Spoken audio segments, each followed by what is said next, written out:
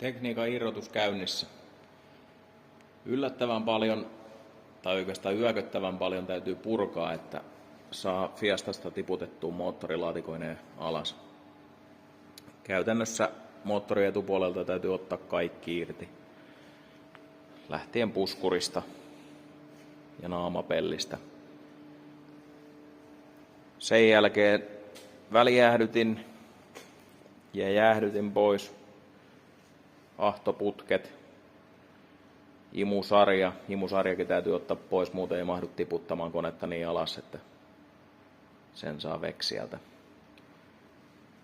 Alapoikkipalkki, missä on kallistuksen vakaaja kiinni ja toimii myöskin moottorin pitkittäisenä tukena. Downpipe pois.